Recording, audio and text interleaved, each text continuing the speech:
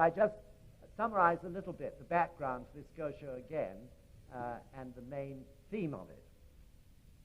So you'll probably remember, those of you who heard before, that the Gosho was written on the 28th of May, 1273,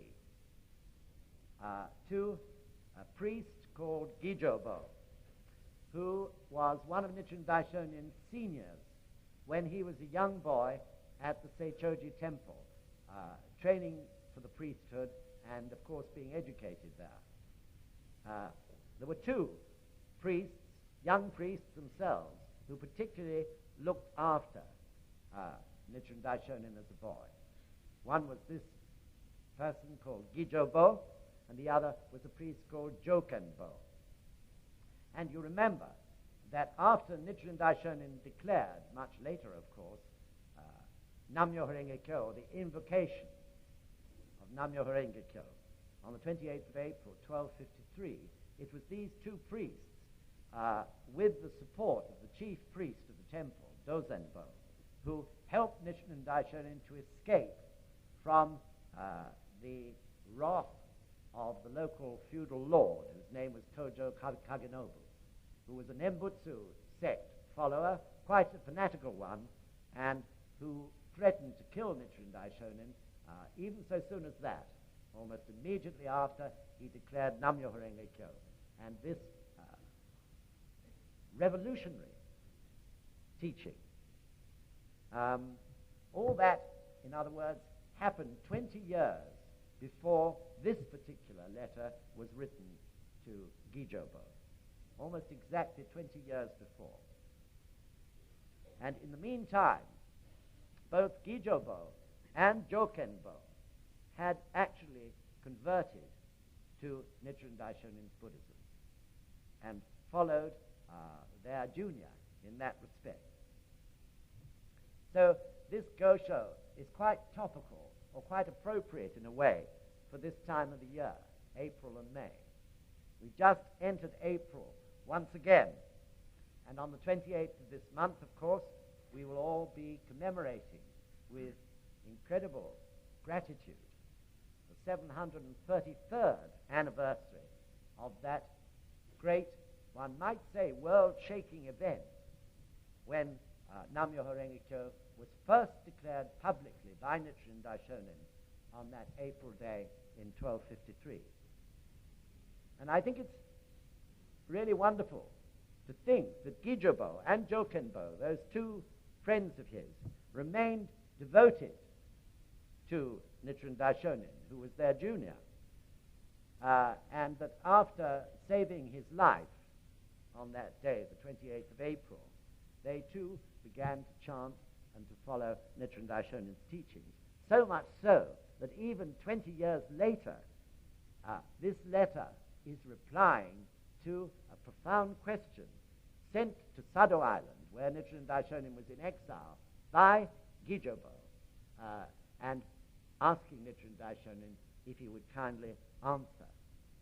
So he was still eager to learn 20 years later and asking more questions, to which this Gosho was a reply. So in this sense, we can learn a lot ourselves from Gijo-bo. He's a good example to us, I think, of a seeking mind, which, though of course he was growing older year by year, never left him. So really we need to think about that profoundly. How's our seeking mind at this moment? Maybe in some of us it's not so seeking as it ought to be. There was Gijo-bo, 20 years after he was shakubuku by Nichiren Daishonin, still asking questions. That's really fantastic, I think. And really, this is Buddhism. We never end this journey of discovery. Things are changing all the time. New problems confront us. Always something fresh and new to challenge. So there should never, never be an end to our questions, even after 20 years, 30 years, 40 years of practice. In fact, until, I believe, the very last moment of our lives, questions should be arising in us constantly. Some we can solve ourselves through daimoku, some or through reading the Gosho. Others we perhaps need to go and ask someone who we think may know the answer. But whatever happens, these questions should be bubbling up like a fresh spring of water, always in our lives. And if they're not, there's something wrong. So, also, I perhaps should remind you that Nichiren Daishonin, who, as I said, was in exile at on Sado Island when he wrote this Gosho, had just completed, only 11 days previously, the writing of that long and most important thesis, one of the foundations, in fact, of Nichiren Daishonin's teachings, called, in English, On the True Object of Worship, or Kanjin no Honzon-sho, which is in volume 1 of the major writings of Nichiren Daishonin in English. So Nichiren Daishonin completed that great thesis in the midst of his privations in exile on Sado on the 17th of May, 1273, just 11 days before he wrote this. 17th of May was the date that we opened the Richmond Center in 1979, 706 years later. So, as I think probably I've already told some of you, 17th of May also has a connection with that April declaration, first declaration of Nam-myoho Renge Kyo. Because according to the ancient lunar calendar, what we call 17th of May today by the modern calendar was in fact by the lunar calendar the 28th of April. And I discovered that just by chance about 2 or 3 days before we opened the Richmond Center on that important day for us, 17th of May. And it just proved to me once more that everything in Buddhism is following a rhythm, and nothing is ever happening by chance. So this short letter, this short Gosho to Gijo-bo, which we're studying now, is in fact a short summary of everything that's contained in the Gosho, the true object of worship, Kanjin no Honzon-sho. So, although that important great thesis, Kanjin no Honzon-sho, is translated as on the true object of worship, the word kanjin, as I explained last time, actually means to observe one's mind. So the literal translation of that Gosho is in fact on the true object of worship, to observe one's mind.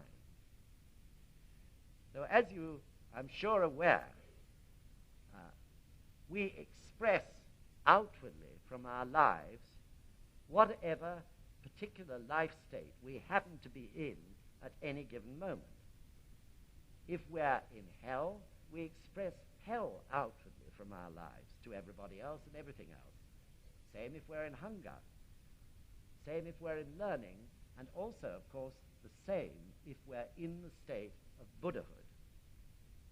And this expression of our life state comes through our minds where we make judgment and decisions, which we then express through the actions in our daily life. So in other words, mind, in terms of Buddhism, has a much deeper meaning than the modern meaning of the conscious mind, or of its first layer of subconsciousness. Mind actually means one's whole life, because it is through the mind that we express the life state in which our whole life is in, with consistency from beginning to end, as is said in the last of those 10 factors, and so on to Honmatsu-kukyoto. So it truly is the object of worship that we sit in front of in every day.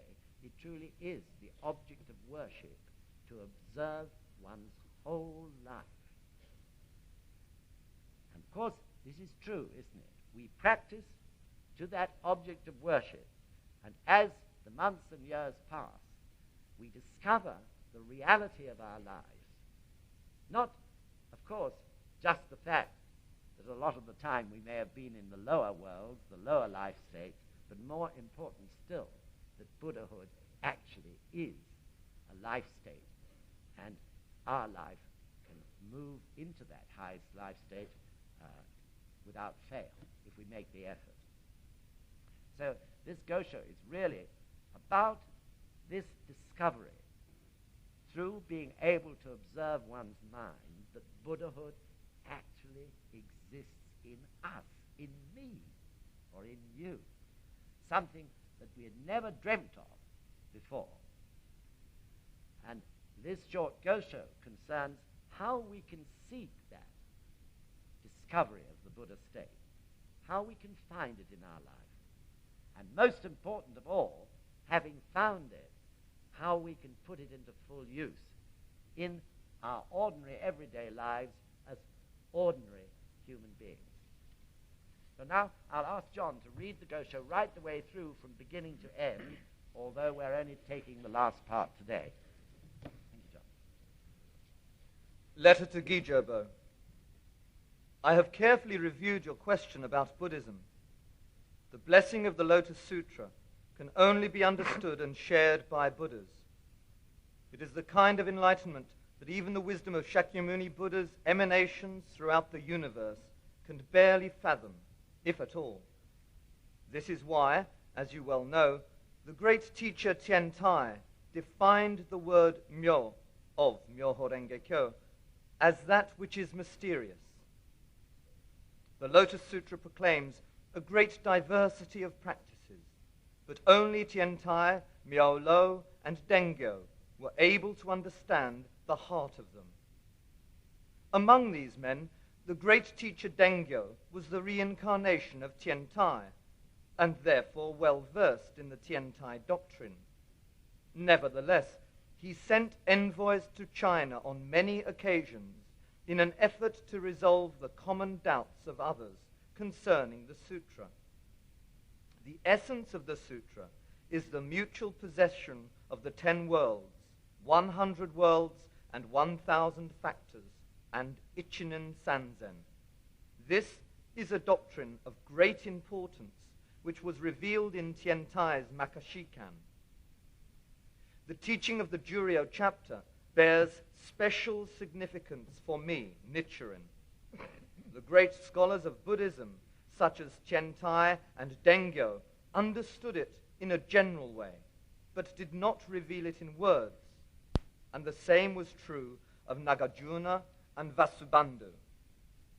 The Jigage, the verse section of the chapter states, single-mindedly yearning to see the Buddha, they do not begrudge their lives. I, Nichiren, have called forth Buddhahood from within my life by living this sentence. This means that I actualized the 3 great secret laws, the embodiment of Ichinen Sanzen in the Juryo chapter.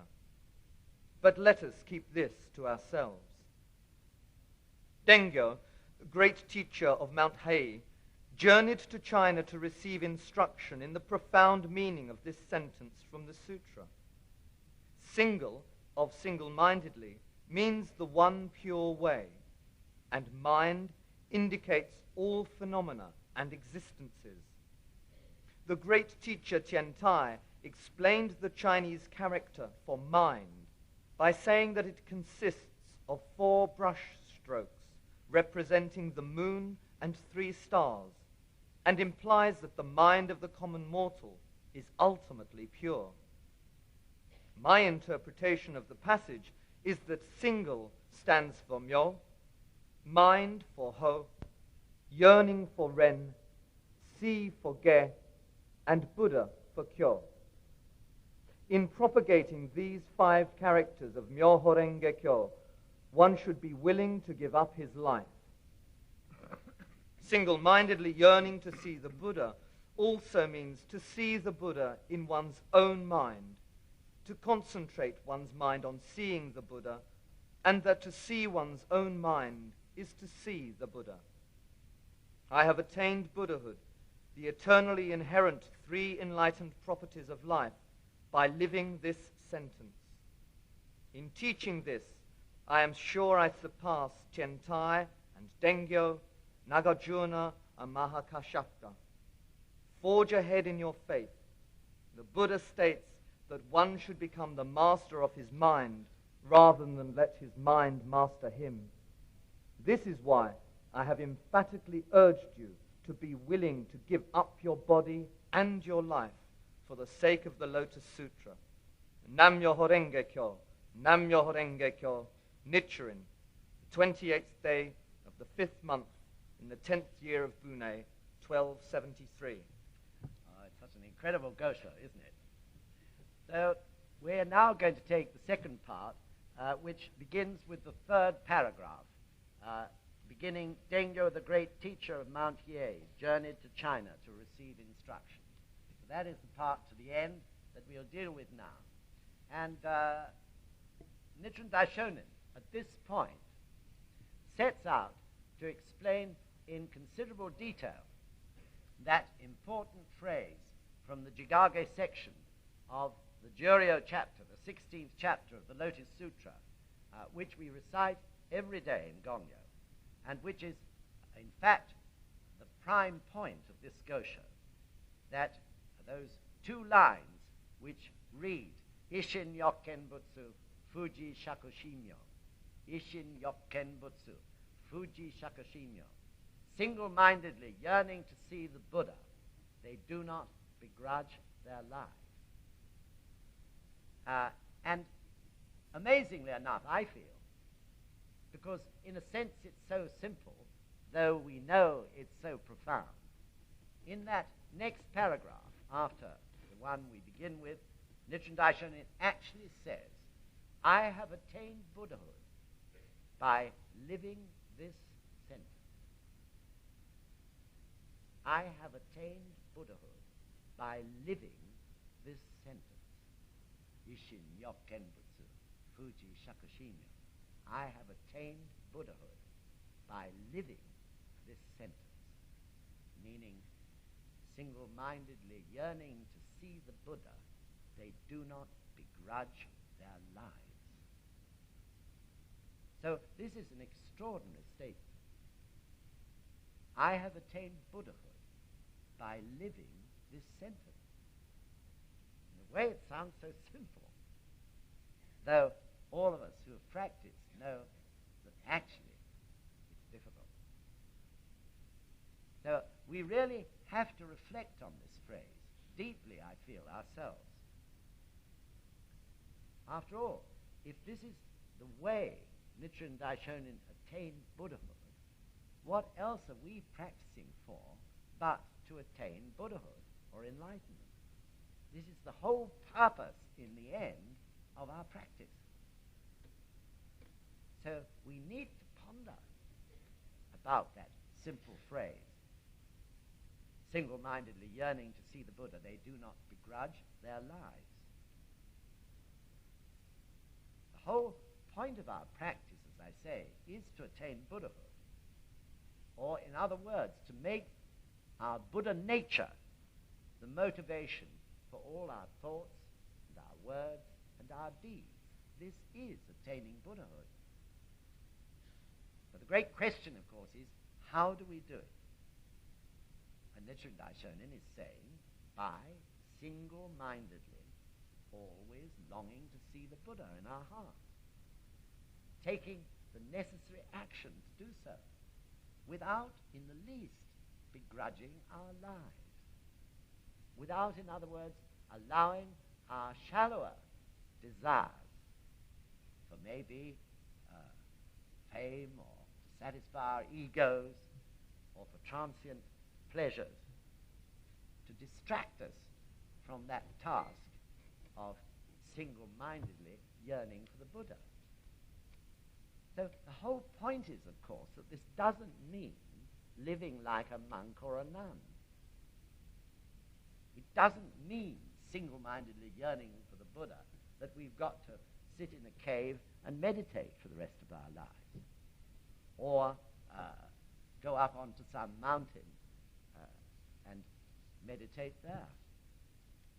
It means single-mindedly yearning to see the Buddha in every everyday situation in our perfectly normal human life. In the movie we may be watching, or in the pub where we're having a pint, or in the stranger that we may meet in the train and have a chat to, in the other members, maybe of the football team that we play with every Saturday,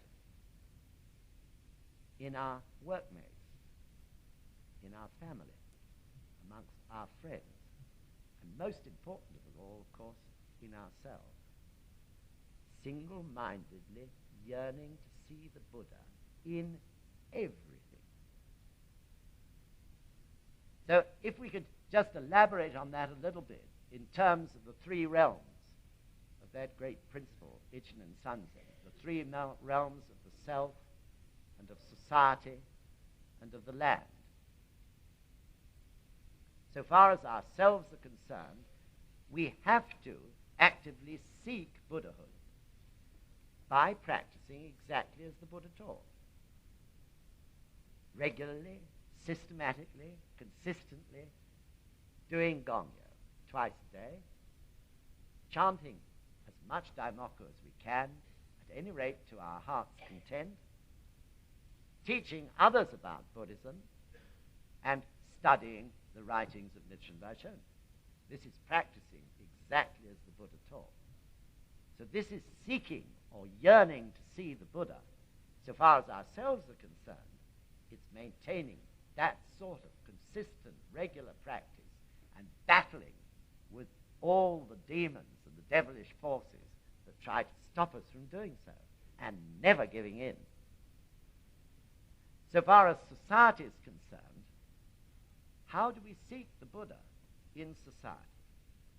Yearning to see it always.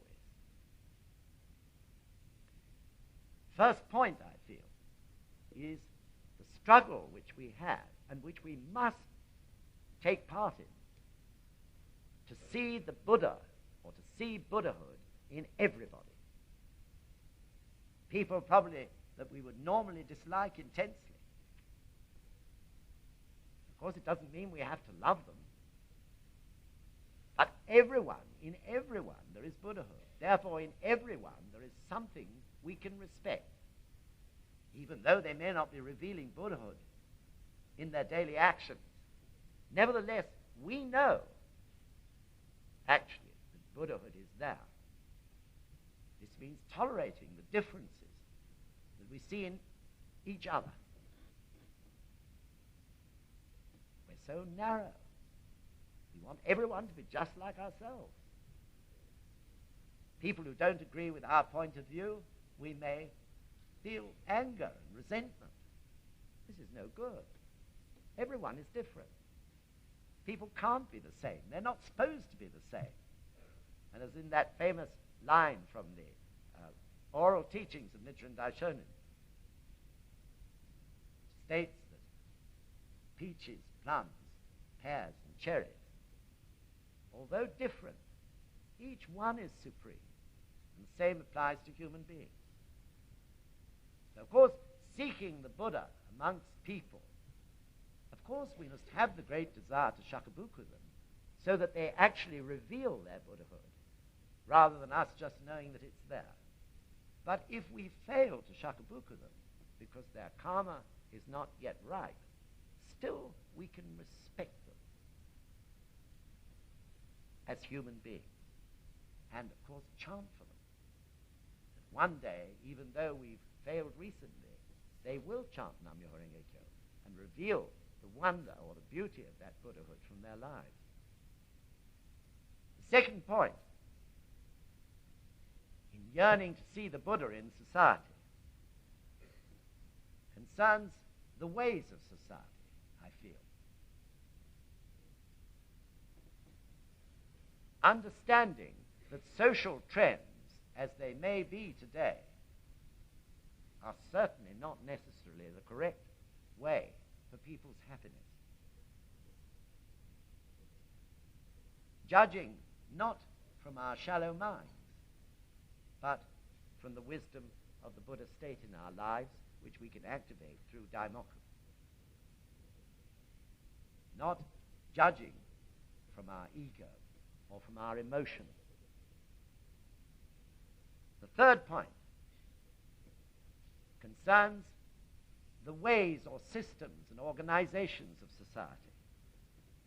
For example, making judgment about the company we work for, or the school we teach at, or the hospital that we are a nurse at, or the office we work in. It's human nature for everyone to criticize. But once we practice to the Gohonzon, once we're activating our Buddha state, obviously we shouldn't be just accepting the general run or the norm of those criticisms. Instead of that, we should take them to the Gohonzon and yearn to see the Buddha at work in those systems and organizations, and understand how the Buddha or Buddhahood would change them and adjust them so that they really spread value and created happiness in all the people working in those establishments. But this, of course, doesn't mean that we should close our ears to others. It's very important to listen to the opinions of other people. Unless we do that, how can we ever understand society, let alone make judgment? But then, having collected all those opinions, it's to the Gohonzon we should go in order to make up our minds how things could be improved and changed.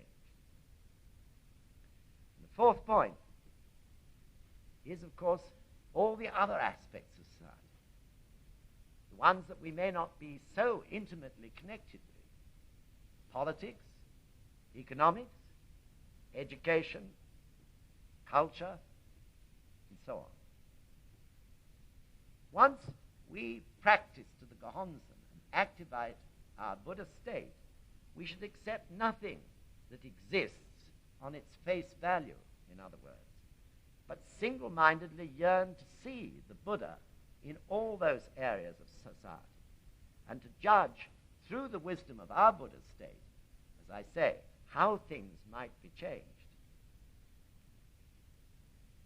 This is the way, of course, that gradually, individual after individual who awakens his or her Buddha state will gradually bring about a change in society, each in their own particular field or sphere of action. This is the way of Causton Rufu. And these are the ways or the actions of the followers of Nichiren Daishonin, known as the Bodhisattvas of the earth. Each individual's actions, through seeking the Buddha in everything and everyone and every situation, inevitably this will bring about change through the influence of those people, even though that influence is within probably a comparatively small area of society. Each in its own sphere inevitably brings that influence and change occurs. So, I can give you an example from my own life of how easy it is not to do this. I think after I'd practiced about 2 years, and at that time I was a businessman, I suddenly realized one day that the moment I walked through the main entrance of the building in which my office was situated, I put down an iron shutter to Buddhism. I was practicing Buddhism in my family. I was holding meetings in my house every 2 weeks. I was talking about Buddhism to everybody and trying to do shakubuku. But the moment I entered my office building, which was after all almost, in those days, 6.5 days of the week in Japan where I was working, the barrier came down. And I was shocked to realize this. I wonder if you have areas in your life where you haven't allowed Buddhism or the Buddha to enter. When I discovered this, I began, of course, to put it right, and the change was astounding. I was seeking the Buddha, in other words, in all the employees, in our business plans, in negotiations, and the change was astounding. After years of what I would call pushing and pulling and tugging and dragging, suddenly everyone seemed to be moving with me. There was a sort of harmony which never existed before. And of course the change was only in me. That was where the changes occurred. So even in board meetings, if I was worried about some decision, I began to use the Buddha in my life. So I'd say, hang on a moment. No one knew what I was doing. And I used to go to the window and gaze out at the street and chant Nam-myoho Renge-kyo a few times inside me, and then come back and give my answer to whatever problem it was. But that is how blind we can be. There was a wonderful experience from one of our young women during the youth division meetings a few days or weeks ago, on the 22nd and 23rd of March. And she was explaining a similar thing. She was a great lilac. She loved doing lilac duties. And she was really happy, even giving coffee to the leaders, like me. She enjoyed it. But on Monday, when she went to the office, that same old barrier came down. And she had to, often was asked to give coffee to everyone in her office. And she was furious inside, angry and resentful. And she said, when she served the coffee to any of these people, in her mind she was saying, I don't care if it chokes them, or words to that effect. But when she told that experience, it was a living thing to me, because really it was just the same as me. And I dare say, if you think about yourselves, some of you will find that the areas still where you're not yearning to see the Buddha at all. You've forgotten the Buddha and left him outside. So we move on from there in terms of those three realms, from the society, yearning to see the Buddha in the third realm, which is the land. The land, of course, includes the sea, the climate, animals, insects, birds, everything that we live upon or live amongst, non-human life. Single-mindedly yearning to see the Buddha in that life. Before chanting, for example, before I met the Gonzan, I used to hate the winter. Maybe that was why I spent so much of my life abroad. I really hated the English winter. I thought the trees looked black and gloomy. They made me feel melancholy. And the grey clouds seemed to be threatening. Of course, this was because I was so often in hell, I guess, or in one of the lower worlds. Because once I started to practice Buddhism, I noticed how beautiful the trees in winter were. It came as a great shock to me. I'd spent 50 years thinking the trees looked ugly in the winter. And suddenly the trees looked beautiful. It was a wonderful experience. But it just shows, doesn't it, how different things are. Once Buddhahood is being stirred up in our lives. And of course, more important still, if we see the beauty in nature or in the seasons, we desire, because we're grateful for it, to protect it. And we have consideration for our environment. Whereas, sadly, those who are in the lower states of life reflect back to them an environment or a land which is also, they feel, in its lower state, something to be disrespected. But through understanding the beauty of it, understanding the incredible value of the land and of animals and insects and birds and so on, the value of fresh air, really fresh air, the value of really pure, beautiful water. They're treasures of life. So in a normal way, we would want to protect and we would influence others to do so.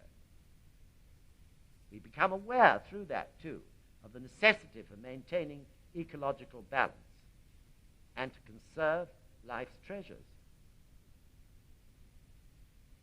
So through this, you can see, by yearning to see the Buddha in everything, Buddhahood flows out of our life and affects everything in our environment, both the human environment of society and the non-human environment of the land upon which we live. This is, again, the way of Causton Rufu. Causton Rufu is not tens of thousands of people marching together, arm in arm, waving flags down the street. Causton Rufu is each person beavering away in their particular environment with the wisdom of the Gohonzon and the compassion of the Buddha state and the courage of the Buddha state flowing from their lives. This is the incredible movement to which we belong. And this is the movement which is spreading over the entire world. Everything, as you can see, is contained in those two short lines, single-mindedly yearning to see the Buddha. They do not begrudge their lives. So how really meaningfully we should recite those lines every day in Gongyo. I know from my own experience it's not possible, or rarely possible, to remember it every single time of the 5 times you recite those lines in the morning and the 3 times you recite those lines in the evening. But if at least once in Gongyo we can remember what those 2 lines mean, then will it not stir up in us once again that desire to seek the Buddha and not begrudge our lives in doing it? That he went all the way to China in order to make sure that he had the right interpretation of them. And this is how the 3rd paragraph begins. So I'll ask John to read the first part of it. Dengyo, the great teacher of Mount Hei, journeyed to China to receive instruction in the profound meaning of this sentence from the sutra. Single of single-mindedly means the one pure way, and mind indicates all phenomena and existences. The great teacher Tian Tai explained the Chinese character for mind by saying that it consists of 4 brush strokes representing the moon and 3 stars, and implies that the mind of the common mortal is ultimately pure. So in those lines, Nichiren Daishonin is first of all drawing on the interpretation of these 2 great and famous lines from the Jigage from others. That is to say, from the Buddhas of the middle day of the law, Tian Tai and Dengyo the Great.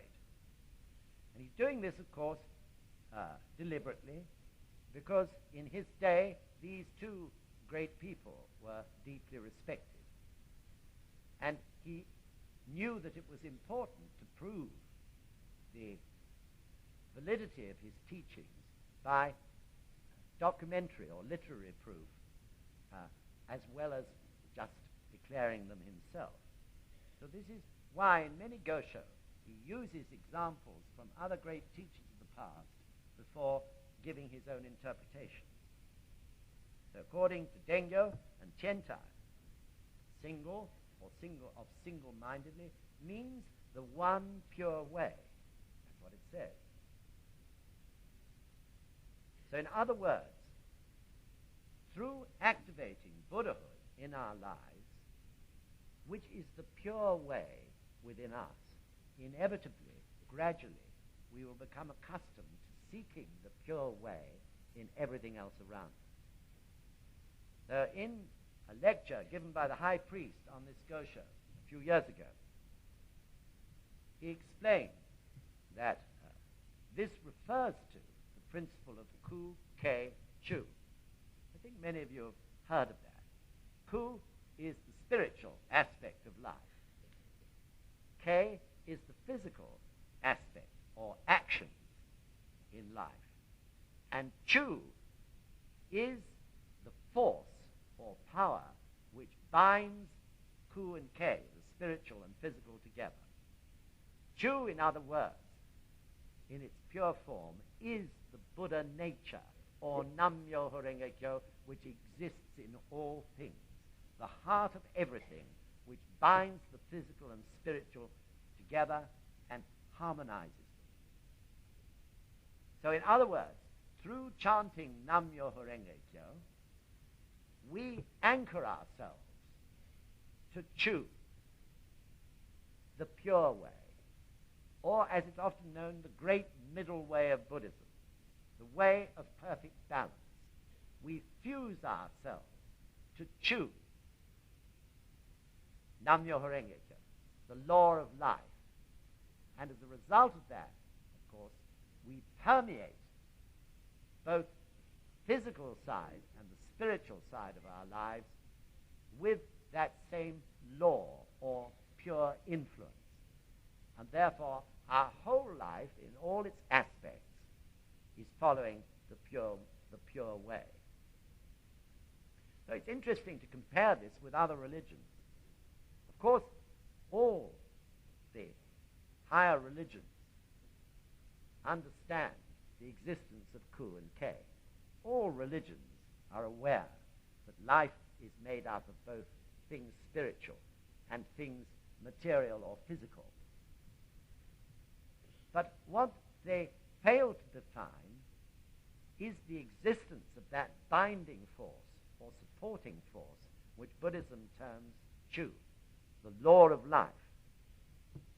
As a result of understanding the existence of Chu, the binding force, the pure law of life, many religions tried to encourage their followers to separate the body from the spirit from the flesh, or however it might be worded. Troubled, of course, as usual, by the desires in human beings, how was it to be overcome? These desires that can be so destructive and negative. The only way that they could think of was to separate the two, the body from the spirit. Whereas Buddhism, of course, teaches that is impossible. Absolutely out of the question. Although body and spirit are two, they are in fact one, because one inevitably acts and reacts upon the other. So it's totally impossible to separate the two. People may manage to do so over many years, but in the end something busts in their lives, and the two get mixed up once again. So this is, of course, why the world is, or certainly the Western world, one of the main reasons why the Western world is so ridden with guilt. Guilt is a great problem in the Western world. Many people are in mental hospitals because of guilt. Many people are in hell every day because of guilt. People suffer immensely from guilt. The reason being that they tried to do something in their sincerity which is actually impossible, which was to obey precepts or commandments or whatever, which were based on the action of separating the spirit from the body, which is a total impossibility. Therefore, inevitably, something gave and they failed. So this is a serious matter, isn't it, when it's brought down to this level of religion. The one pure way, of course, was also, as I said, sought by other religions. But another muddle occurred. This was the tendency to think that what is pure must mean that something else in comparison to it is impure. And so the classification of life in various levels occurred, which had a profound effect on the way humanity has acted over the past 1,000 years and more.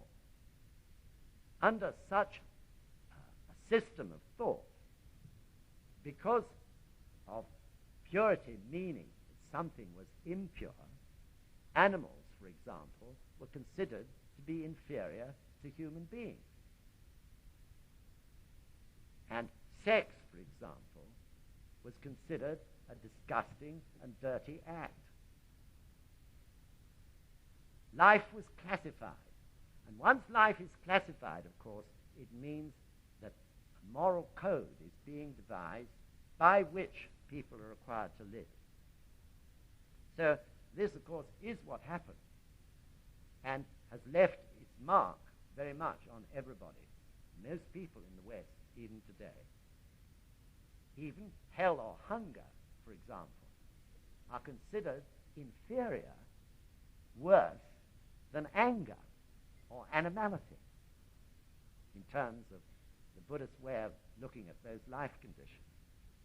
So, therefore, out of that came a doctrine which is sometimes expressed as having to choose the lesser of two evils. And the choosing of the lesser of the two evils is something that is mentioned quite frequently in some higher religions. So I had a bit of personal experience on that one. I only went to a fortune teller twice in my life.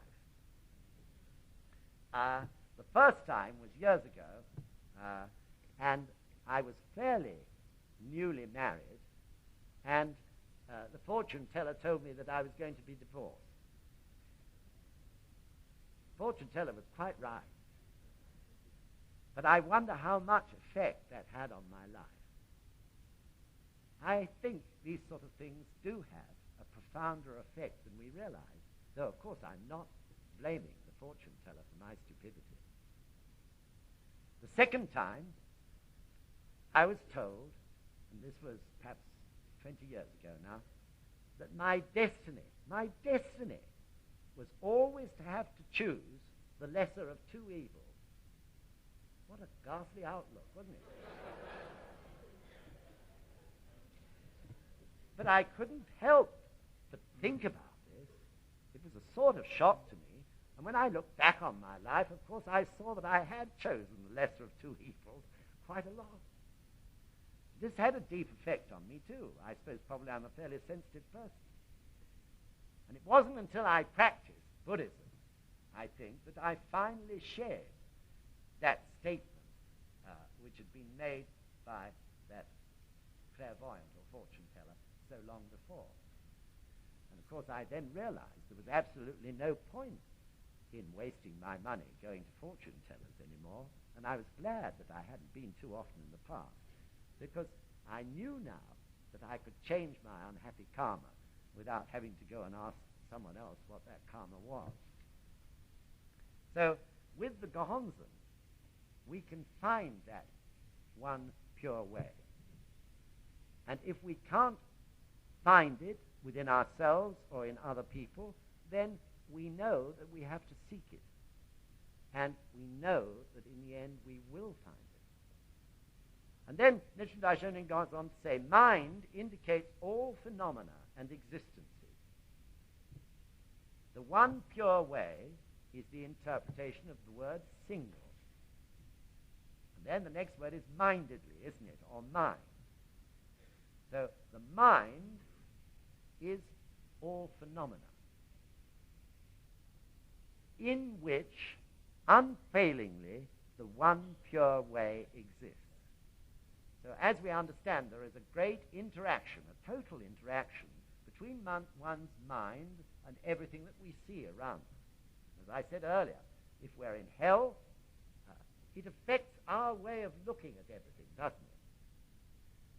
So if we're in hell, a bright place looks somehow darker.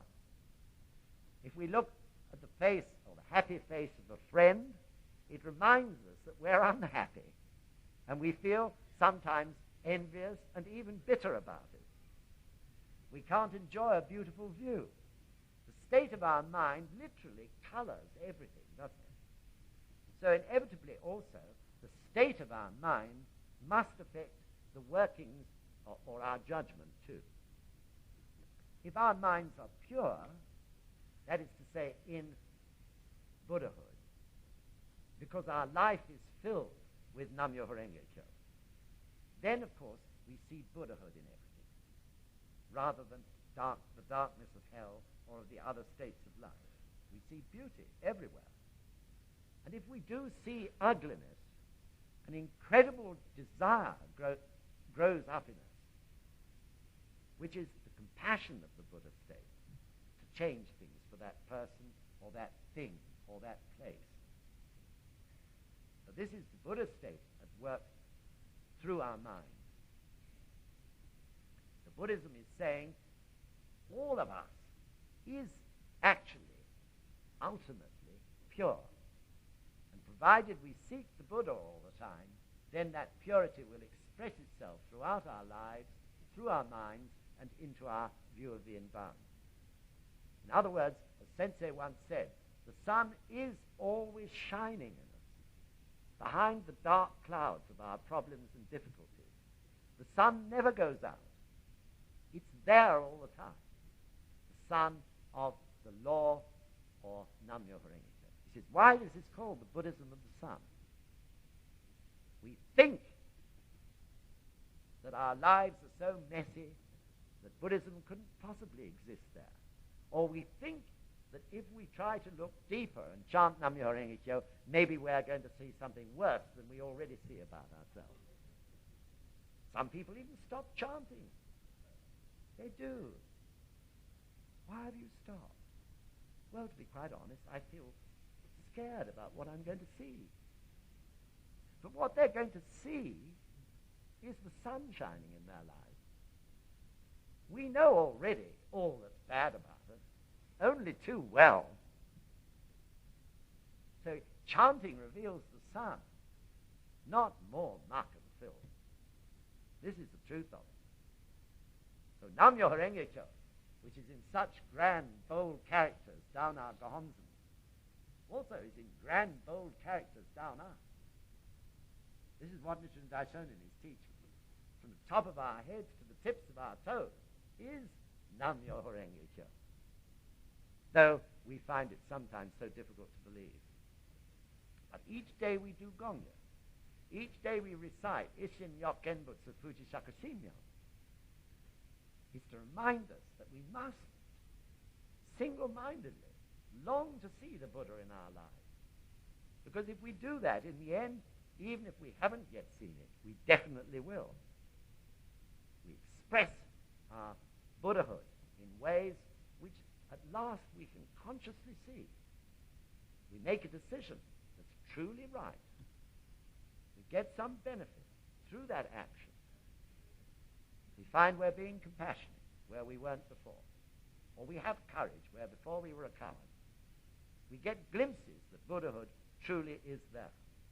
So this is because gradually we are developing and impregnating our life with what are called the three properties of the Buddha, the three properties of Buddhahood. They equate with Ku, Ke, and Chu. So Chu, you remember, is the entity, isn't it, which exists in everything of Nam-myoho Renge Kyo, the Buddha state. So far as the properties of the Buddha are concerned, that is the entity of Buddhahood existing in us, which is called Hoshin, H-O-S-S-H-I-N. That is, we have the entity or the ability to establish the entity of Buddhahood. Sorry, it is established there and always shining. And then the property of our spiritual life can be the Buddha's spiritual life, which is called Hoshin, H-O, with a long O, S-H-I-N. And we can also have the physical actions of the Buddha, which is called Ojin, O-J-I-N. So you can see that Chu and Hoshin is the entity of the Buddha, existing in us. Ku is Hoshin, the spirit of the Buddha, the wisdom, the compassion, the courage of the Buddha.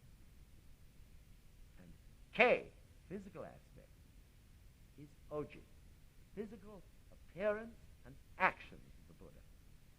These three properties will appear in us if we anchor our lives to that fundamental pure way or entity of life which exists in all of us and everyone else, which is termed so simply Chu. This is why we recite, as I said last time, I think, Nyose so, Nyose sho, Nyose tai 3 times. Each time we do it. Nyose so, Nyose sho, Nyose tai, Nyose, so on.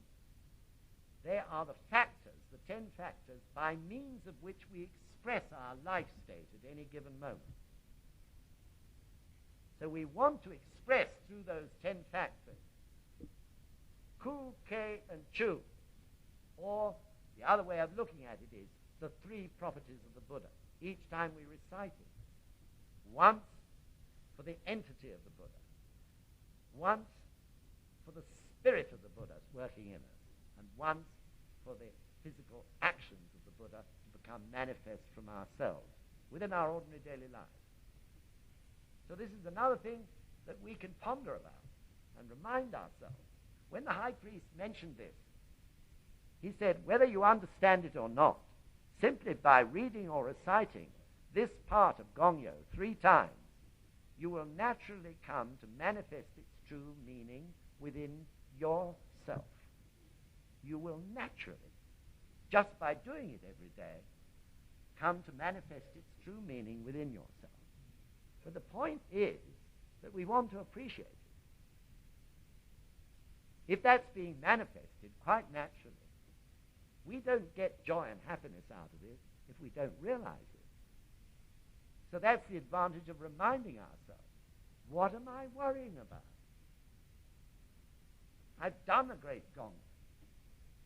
I really did it as clearly and accurately as I could.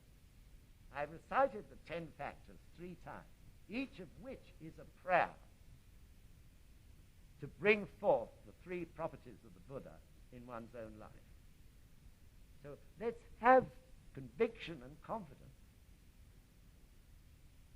The trouble is our lives are saying, does Gongyo really do this? In the end, of course, we have to admit that if we don't do Gongyo, doing it makes a tremendous difference to our day. But this is a painful process, isn't it? We go on and on with our doubts. Is Gongyo really helping me? Must I do it every day? I don't feel like it this morning. I'm damned if I'm going to get up early, etc., etc. But in fact, it is. And of course, by doing it regularly is the way we get quickest actual proof of its great benefit. This is why Nichiren Daishonin says, through single-mindedly yearning to see the Buddha, I myself attained Buddhahood, he says.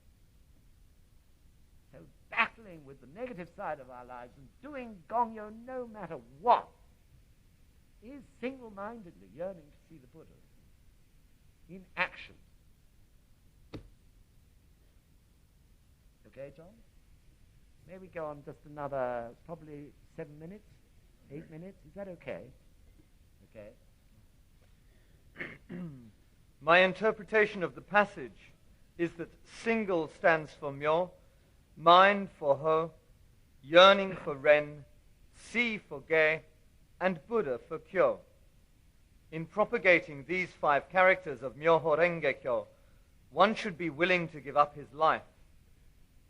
Single-mindedly yearning to see the Buddha also means to see the Buddha in one's own mind, to concentrate one's mind on seeing the Buddha, and that to see one's own mind is to see the Buddha. So here Nichiren Daishonin is giving his interpretation in the light of his own teachings. And in a way, I've covered quite a bit of it already. Single-mindedly yearning to see the Buddha is every day feeling our desire to bring Buddhahood out of our lives through chanting Nam-myoho Renge Kyo. And of course, taking the action to actually do that.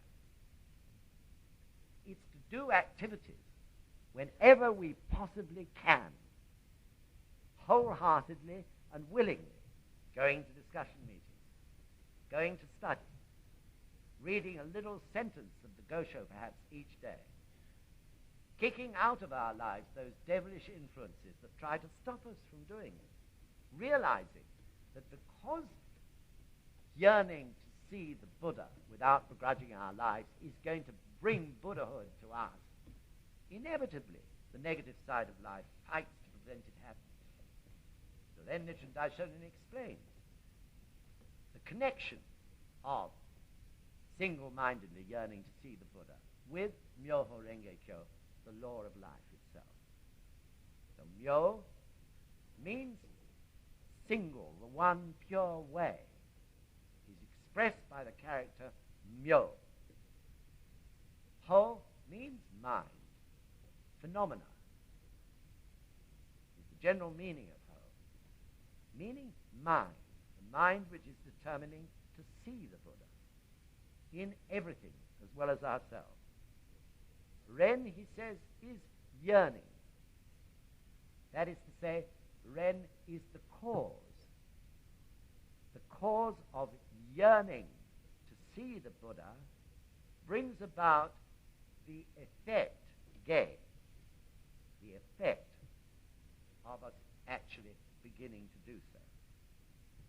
And Kyo is the Buddha, the result of it all. To see Buddhahood in our lives through the happiness which we attain through the practice. So, totally, in other words, the two lines in the Jigage portion relates to the law of life, or Nam-myoho Renge Kyo.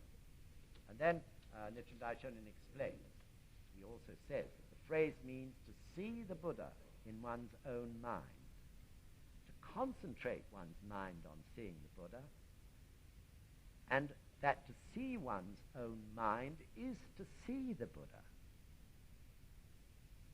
So to see the Buddha in one's own mind is our experience. Through chanting, we bring benefit of some sort, or we change our horrible, angry nature into something which is really much more easy to live with. We experience Buddhahood actually working in our life, in our ordinary daily circumstances, and the changes that occur in our lives through practicing. The second one, to concentrate one's mind on seeing the Buddha. In order to maintain Buddhahood consistently, even a Buddha has to continue to practice. We don't get to the top of the ladder and sit back as if, we haven't got anything more to do. If we don't practice, if we don't chant Nam-myoho Renge Kyo and fill our lives with, Buddhahood will disappear again into the darkness. So to maintain Buddhahood consistently, we have to concentrate our minds, in other words, on the practice and on chanting Nam-myoho Renge Kyo to the object of worship, the Gohonzon. The Gohonzon is the embodiment, isn't it, of a human life in the Buddha state. In other words, Nichiren Daishonin's life.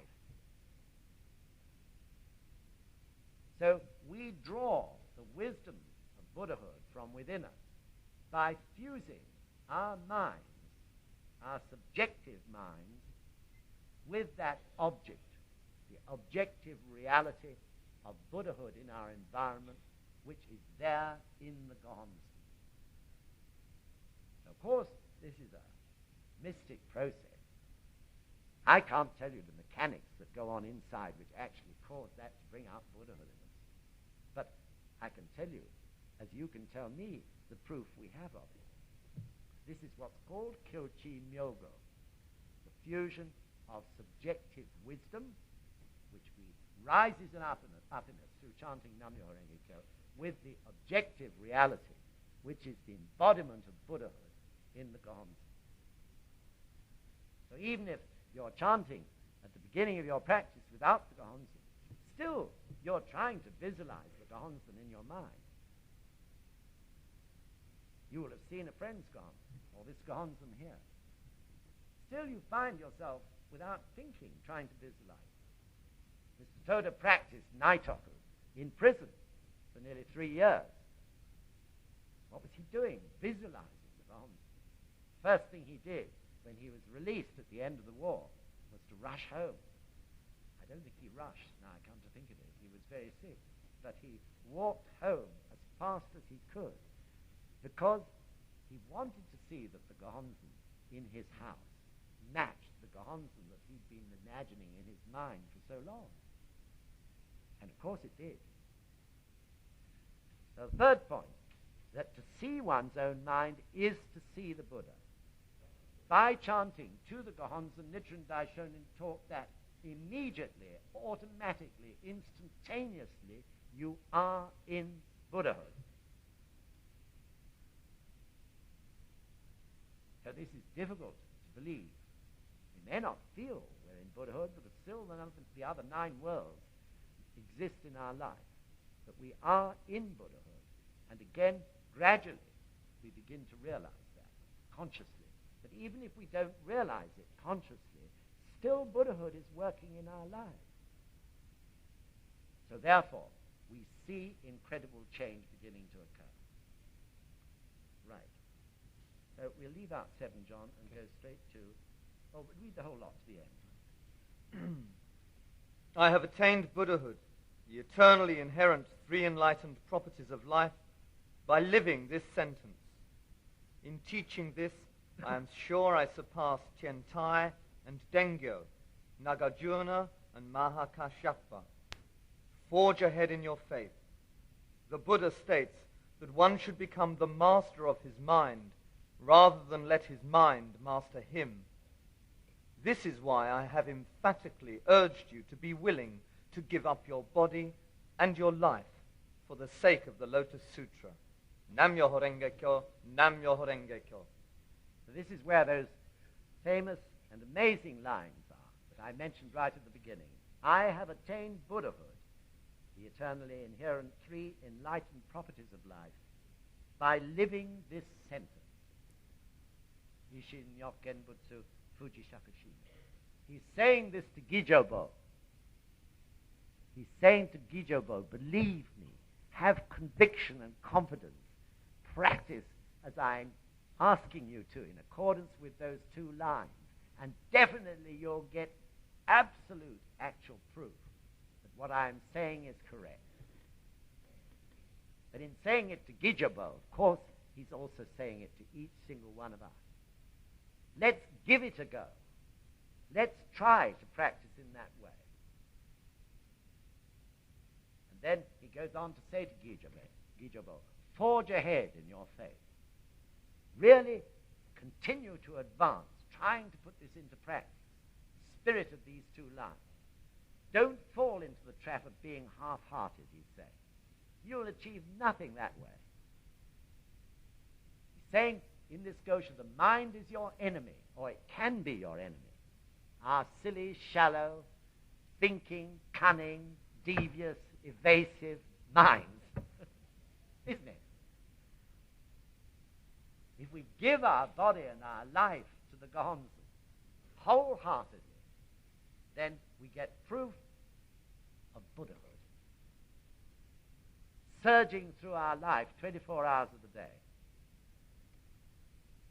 Yet still probably we listen too much to other people. You have a decision to make. So-and-so says this to you in the office, or your mum says that, and you're like a jelly. Absolutely shattered, flattened by it. So shattered and flattened that one can't get to the Gohonzon to chant about it. Of course, we must listen to others' opinions, but not rely on them. What's the point of relying on someone else's opinion if you've got the Gohonzon in front of you? You can no more rely on another person's opinion than you can on your own mind, because that opinion comes from their minds. Why should it be any better than yours? The person who expresses their opinion doesn't know the future any more than you know the future, or I know the future. If you go to guidance, someone doesn't make the decision for you. Even amongst ourselves, where we're all chanting to the Gons, what you find is, when you go for guidance, is that you're encouraged to chant more Daimoku, isn't it? We wouldn't dream of giving decisions to other people. The decision must come from their Buddha nature, from their wisdom. So this means using Nam-myoho Renge Kyo with our whole heart, doesn't it? In everything. Not allowing any rusty old barriers to remain down, like I did for a year or two. Then we'll always win. We'll make the right decision. Oh, have I made the right decision or haven't I? What do you feel like when you're chanting Nam-myoho Renge Kyo? Well, I feel it's all right then. Then it's all right. It's when you go away from the Gons and your mind starts saying, should I do this or should I do that? Isn't it? If it's right in front of the Gons, then it's right. This is the truth of it. Yes, I feel it's okay in front of the Gons, and it's okay. Everything that happens will turn out to be a blessing if you base every decision and every action on the Gons, whether it's small or whether it's big. Nothing should escape Nam-myoho Renge Kyo. This is why we should live Nam-myoho Renge Kyo. We should live the law in our lives. Always it should be there. Even when we're not chanting consciously, actually you discover that you are chanting inside you. Because if something happens, if you nearly have an accident, what comes out of you in a moment? Nam-myoho Renge Kyo. It's always there. Once you've established a regular, consistent practice, it is always in your life, surging through it, whether you're actually practicing or not. This is the truth of it. The more I've gone on, the more I've realized that every single thing that happens to one is benefit. We may think sometimes when it happens, God, it seems so negative. But in fact, it is happening so that we can learn something crucial and vital and important for our own lives. And we always realize that later. So really the message of this Gosho, I really feel, is have confidence. Have conviction. Go for it. Stop fiddling about. Just go for it. Full tilt. 100%. That's why it's a very good Gosho for now. Because that's really what we meant, or what is meant, by this being declared by President Ikeda to be the year of developing capable people. People who use Nam-myoho Renge Kyo for everything and have it flowing constantly through their lives. And this is why, of course, we suggested, and it was agreed, I'm happy to say, that we should have a motto for the coming 5 years, non-stop to 1990. Non-stop in the sense we're really going to give it a go and live these two lives. And I guarantee, sitting here now, that anyone who does that will be astonished by the time 1990 comes. And if they're not, they can demand that I'm sacked.